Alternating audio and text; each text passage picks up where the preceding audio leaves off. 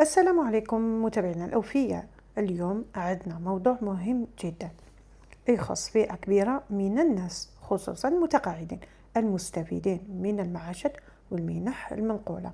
كل واحد يستفاد من منحة ولا من معاش ولا المنح المنقولة. إذا هذا الفيديو يهمك. كاين بيان عاجل من الصندوق الوطني للتقاعد وفيه نقاط حساسة، لو كان ما تنتبهوا لهاش تقدر تكون نتيجتها انهم يوقفوا لكم المنحة ولا المعاش.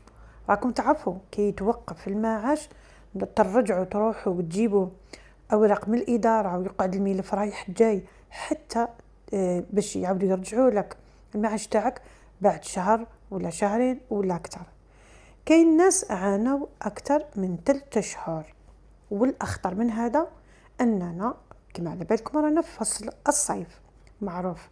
يعني العطلة الصيفية وقت العطلة الإدارات كامل تكون في عطلة، كتير من المصالح تخدم بالنصف الطاقة تاعها، والناس تلقى روحها في حيرة.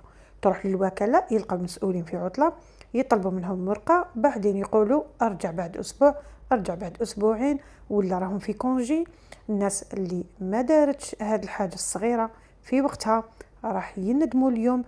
نقول لكم كلمة واحدة، التجديد السنوي راهو ضروري، ماشي تعرف ولا اختيار، هو شرط باش تبقى تستفاد من المنحة ديالك. وراح نشرح لكم في هذا الفيديو وشنو هو البيان، وش لازم دير، وشكون المعني وكيفاش دير.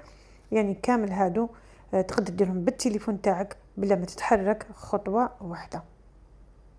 قبل ما نبداو ديروا جيم للفيديو، اشتركوا في القناة اذا مازلت ما درتش ومازال ما اشتركت، خلي تعليق تقول فيه اي حاجة يعني تحتاجها، سؤال ولا باش تشجع غيرك وتعاون الناس.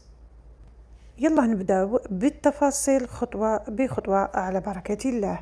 إذا البيان يقول: يدعو الصندوق الوطني للتقاعد جميع المتقاعدين المولودين في شهر أوت، سواء كانوا من المتقاعدين المباشرين أو من المستفيدين من التقاعد المنقول، إلى القيام بتجديد الوثائق خلال هذا الشهر، تحديدا تطبيقا للرزنامة السنوية المعتمدة والتي تعتمد على شهر الميلاد.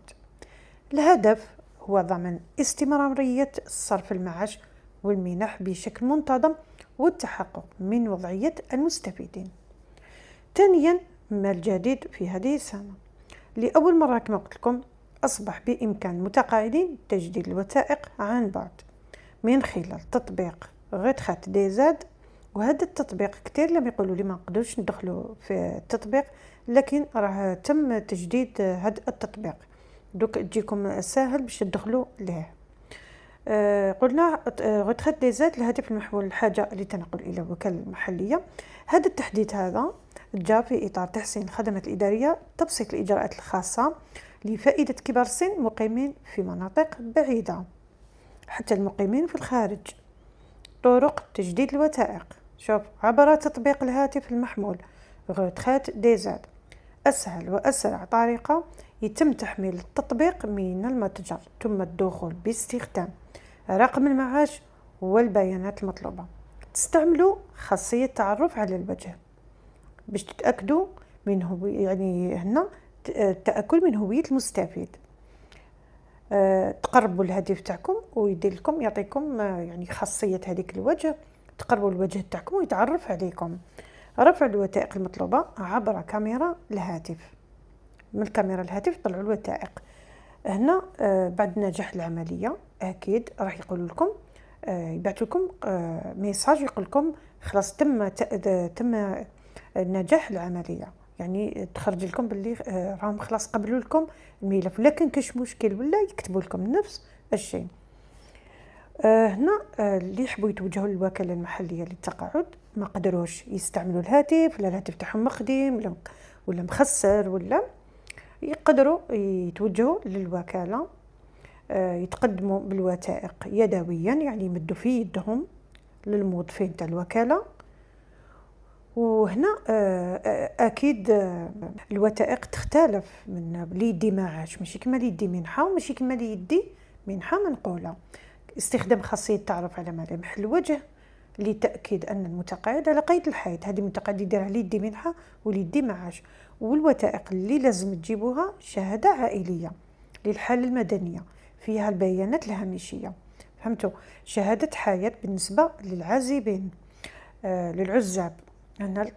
أما التقاعد اللي يدو تقاعد منقول البنات وهذوك الأرامل وكامل يتعلق، كاين أرملة، كاين أبناء المتوفي، كاين أصول، وكاين الابن العاجز عن العمل. هادو واش تجيبوا الوثائق تاعكم تختلف. الأرملة عندها مثلا تجيب شهادة عمل وعدم إعادة الزواج، هذه لازم كل مرة تجيب شهادة عدم إعادة الزواج. شهادة عائلية للحالة المدنية. أما البنت اليتيمة البالغة تجيب عدم كذلك الزواج، يعني معيش تحت كفالة التراجل، وهنا تجيب شهادة عدم ممارسة أي نشاط مهني، وتجيب ورقة باللي هي ماهيش خدامة باش يكملوا يمدوا لها المعاش تاعها. هذه البنت العازبة، يعني البنت اللي راهي تدي معاش منقول. أما اليتامى يجيبوا شهادة مدرسية، ويجيبوا كذلك عقد التمهين ولا كان يقرأ في التكوين المهني ولا. وشهادة للأصول الوالدين كي يكون مثلا يدوا لا روتيرات تاع الابن تاعهم اللي توفى، يجيبوا شهادة عائلية ويحملوا البيانات يطلبوهم لكم، سواء حملتوا في الهاتف ولا رحتوا دفعتوا للوكالة. الابن العاجز كذلك يجيب شهادة عدم ممارسة أي نشاط، ويجيب شهادة طبية. يعني سنويا هادو، ماشي هادو خطرة في العام تبدلوهم، ماشي كل شهر ولا، وكل واحد حسب الشهر تاعو اللي زايد فيه. شوفوا هنا يديروا لكم دائما كي يعلقوا هذا البيان يكتبوا ملاحظه يقولوا لكم لازم ما تتاخروش على الموعد المحدد. كل واحد اللي شهر اللي زايد فيه راح يدفع. دوكا اللي زايدين فيه اوت كامل، ابداو من دوك تحضروا تروحوا تدفعوا. ما تبداوش تقولوا باللي مازال وعندنا الوقت، لا، خاطش راح يتم قد يؤدي الى تجميد المعاش. قلت لكم مؤقت، الناس راح يجمدوا لهم المعاش في 3 شهور او ما خلصوش. اذا ردوا بالكم، تسويه الوضعيه تاع الملف تاعكم شهريا. رانا نذكروكم، نحاولوا نعاونوكم كل شهر، نذكروكم. التاكيد يكون مره واحده سنويا حسب الميلاد فقط. تحتفظوا هنا بالاشعار التاكيد في التطبيق. كي تكملوا ديروا كابتور ديكرون، فهمتوا؟ خذوا نسخه هذيك من الهاتف خبوها باش يعني في حاله ما قالوا بعثوا لكم باللي ما لحقتهمش ولا كنت تعرفوا مشاكل هذه تصرى، انتم تكونوا خديتوا نسخه وخبيتوها، فهمتوا؟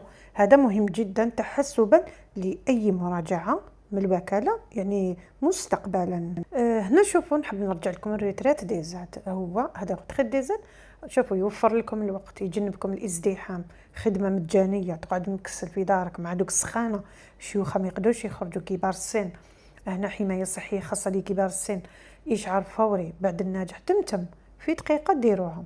اذا ما قدرتوش انتم شوفوا ولادكم حفادكم ولا يديروها لكم، سهله جدا. لا حاجه للوثائق الورقيه في الكثير من الحالات، غير حنا مازلنا نعتمدوا دوكا على الورق هذوك، وفهمتوا؟ نزيد نقول لكم حاجه باللي دوكا تقدروا تخرجوا شهاده الميلاد، تخرجوها في تدخلوا كاين واحد السيت تدخلوا له، راح نحط لكم فيديو عليه ان شاء الله في الايامات الجايين كيفاش تخرجوا الوثائق بلا ما تتنقلوا. دوكا غنسهلوا لكم تامبريميوها في الدار، حاجه سهله. وهذا كامل يكون برقم، مثلا رقم الميلاد تاعك، كل واحد عنده الرقم تاعو، تخرجوا بطاقه اللي تحبوا شهاده الميلاد.